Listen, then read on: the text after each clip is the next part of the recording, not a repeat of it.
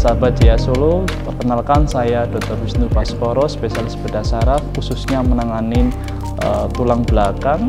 Akan mencoba untuk menyampaikan pengalaman saya menangani pasien saraf terjepit di tulang belakang di Rumah Sakit Jaya Solo.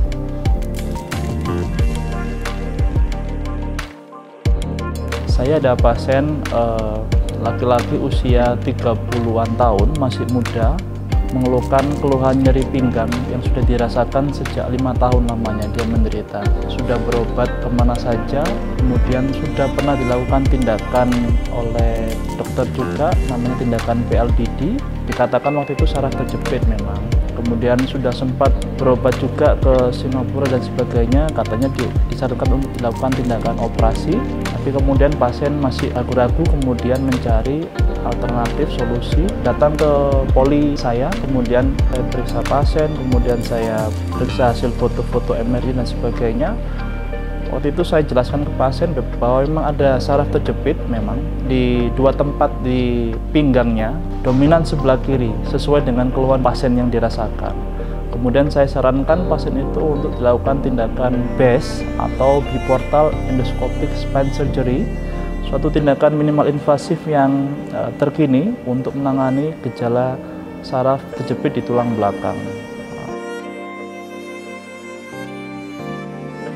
Pada prinsipnya tindakan BES itu adalah pasien dibius total, kemudian posisi tengkurap begitu, kemudian kita ada 2 irisan kecil kurang dari 1 cm.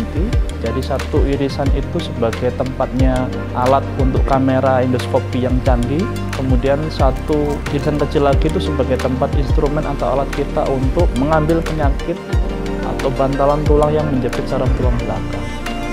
Saat operasi kita pastikan yang pertama adalah tempatnya benar-benar pas di tempat penyakitnya tersebut.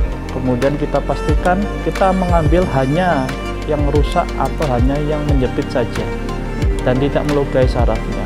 Kemudian kita pastikan tidak ada perdarahan, kemudian pastikan benar-benar sarafnya bebas sebebas-bebasnya sampai tidak ada hambatan atau yang terjepit lagi. Seperti itu.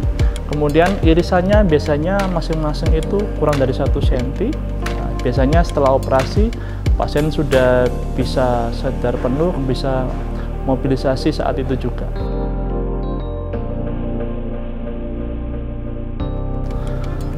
Oke, angka keberhasilan operasi teknik dengan endoskopi BES ini sangat tinggi dibandingkan dengan konvensional. Dilihat dari komplikasinya pun lebih ringan, kemudian angka morbiditas atau kecacatan yang ditakutkan oleh pasien kalau operasi saraf terjepit adalah kecacatan, itu sangat-sangat rendah sekali. Karena dengan metode BES ini kita benar-benar bisa melihat sarafnya secara langsung, kemudian kita bisa melihat penyakit atau patologisnya secara langsung. Jadi minimal sekali resikonya, dan itu berdasarkan data memang BES itu juga cocok sekali digunakan pada pasien-pasien usia lanjut yang memang terkadang takut untuk dilakukan operasi saraf terjepit seperti itu. Dengan adanya teknik ini, jadi operasi itu berjalan lancar. Kemarin itu ketika saya sadar, saya dari dibius, saya sadar pokoknya cuman kayak tidur aja, nggak usah takut apa-apa, pokoknya percaya aja sama tim dokternya. Saya tidur, saya bangun itu operasi sudah selesai. Dan itu cuman rasa sakit yang seperti gimana-gimana itu nggak ada. Dan besoknya itu setelah mungkin biusnya sudah lumayan hilang, kita tuh udah bisa langsung nyoba untuk belajar jalan. Kalau memang kuat, belajar, tapi yang penting dokter menekankan pelan-pelan, tidak usah dipaksa.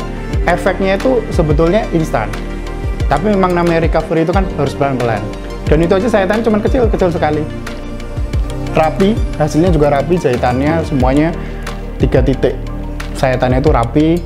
Kemudian efeknya itu walaupun ini bukan sayatan besar, tapi langsung bisa dirasakan saat itu juga. Dan itu memang ini seperti yang ditampilkan pada saya dulu saya mencari second opinion di Jakarta maupun di Singapura, persis sama.